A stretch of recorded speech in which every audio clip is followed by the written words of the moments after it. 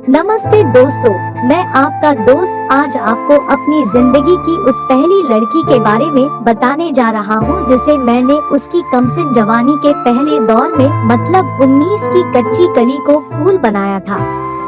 मेरी उम्र 24 की थी, गर्मियाँ चल रही थी जब मैंने उसे पहली बार मम्मी के स्कूल में देखा था। उसका नाम अंकिता था। वो मेरी मम्मी की स्टूडेंट थी और स्कूल के हॉस्टल में रहती थी।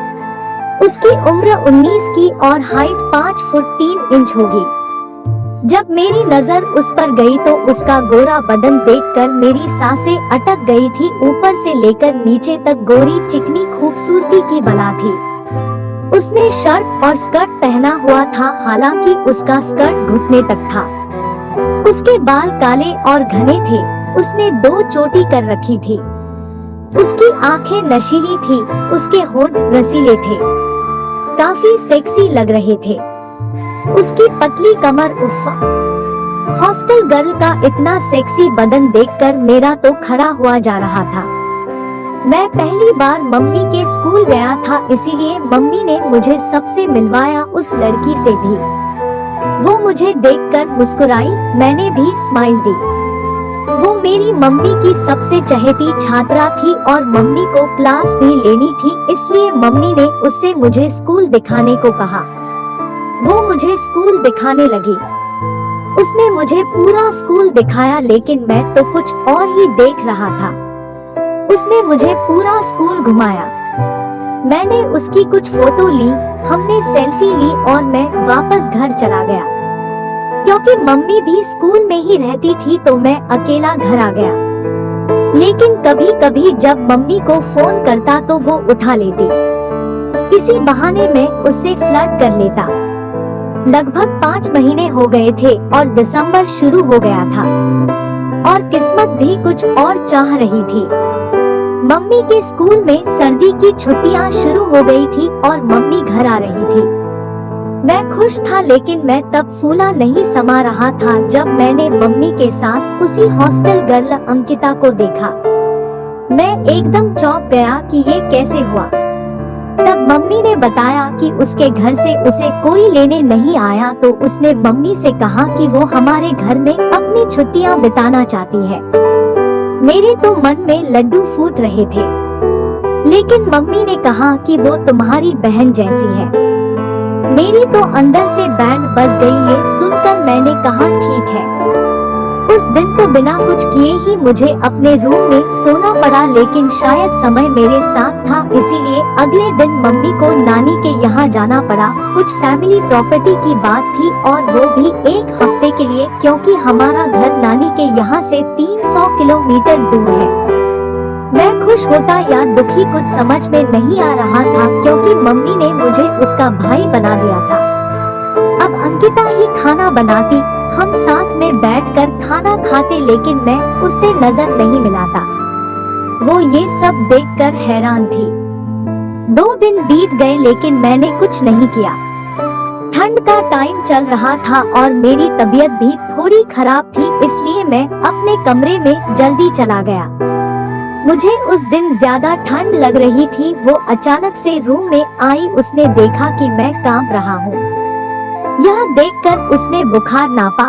उसने मुझे दवा दी और कहा मैं हूँ यहीं पर, तुम सो जाओ। मैं सो गया। रात के करीब 2 बज रहे होंगे। मुझे बहुत अच्छा गर्म लग रहा था। मैंने आँख खोली तो देखा कि वो मेरे साथ रजाई में थी। मैंने कहा ये गलत है। मैंने उसे सारी बात बताई। वो हंसने लगी। उसने कहा मैंने तुम्हें कभी भाई नहीं माना। और मुझे भी अब अच्छा लग रहा था, क्योंकि मेरे सारा बोझ हल्का हो गया था। मगर मैंने कहा मम्मी। उसने कहा उनको कौन बताएगा। मैं अंदर से इतना खुश था कि मैं क्या बताऊं। उस रात मैं उसके साथ उसके गर्म जिस्म के स्पर्श का मजा लेता रहा। उसकी गर्म गर्म सांसें और उसके बदन का स्पर्श, लेकिन मैं चुपचाप सो गया, क्योंकि मुझे अंदर से कमजोरी लग रही थी। खैर अगली सुबह जब मैं सो रहा था तब वो नहाकर आई। उसने गाउन पहना था और अपने भीगे बालों से मेरे चेहरे को ढक दिया। अभी मुझे अच्छा लग रहा था तो मैंने भी उसे पकड़कर झटके के साथ बिस्तर पर लेटा दिया और उसके होंठ चूमने लगा। क्या रसीले होंठ थे उसके। मुझे अंदर से सुकून मिल रहा था, क्योंकि जिंदगी में पहली बार कोई ऐसी लड़की मिली थी जो इतनी ज्यादा खूबसूरत थी। मैंने उससे कहा, एक बात बताओ कि उस दिन मैं जब स्कूल आया था तुम्हें कुछ याद है? उस हॉस्टल गर्ल ने कहा, याद नहीं, बल्कि मैं सब देख रही थी कि कैसे तुम मुझे ही देख रहे थे। सच कहूँ तो मुझे भी उस दिन पसंद आए थे, लेकिन मौका नहीं मिला बताने का। मगर आज तुम मुझे छोड़ना नहीं, बस प्यार करते रहना। और मैं लगाना शुरू कर दिया। लगाने के कुछ टाइम में झड़ गया। उसने कहा, क्या हुआ? मैंने कहा, लगता है कल की कमजोरी है। उसने कहा, कोई बात नहीं जान, घर में कोई है नहीं तो कभी भी कर सकते हैं। उसने कहा, जाओ फ्रेश होकर आओ, मैं नाश्ता बनाती हूँ। मैं फ्रेश होकर आया, नाश्ता किया। अब मेरी तबीयत एकदम अच्छी थी और नाश्ते के बाद तो और भी अच्छी थी। उस हॉस्टल गर्ल ने वही ड्रेस पहनी जिसमें मैंने उसे पहली बार देखा था। मैंने कहा, जान, ये तुम्हारी तड़प का इलाज है और मेरी तड़प का तुम। मैंने उसे बताया कि उससे मिलने के बाद मैंने क्या क्या किया। मैंने उसे चूमना शुरू किया। मैंने फ्रेंच किस लेना शुरू किया। कभी मैं अपनी जीभ उसके मुंह में डालता, कभी वो डालती। उसे ऐसे देखकर मैं अपने आप को रोक नहीं पाया। मैं उसकी लेने लगा। वो ऐसे मचल रही थी जैसे मछली बिन पानी। कुछ देर बाद वो भी साथ देने लगी। 25 मिनट के बाद हम दोनों गिर गए बिस्तर पर। हम दोनों ने पूरा मजा किया। हम उस रात खूब सोए, एक ही बिस्तर में, एक ही रजाई में। खाना बाहर से आता और हम दोनों सर्दियों की रात में रजाई में ऐसे घुसे कि हम सिर्फ खाने और नहाने के लिए रजाई से निकलते। एक दूसरे में ऐसे खोए रहे 7 दिन तक जैसे हमारी जिंदगी का मकसद सिर्फ यही है। वो भी मजे के नशे में थी और मैं भी। 8वें दिन मम्मी आ गई, लेकिन फिर भी वो चुपके से मम्मी के सोने के बाद वो हॉस्टल गर्ल मेरे कमरे में आती।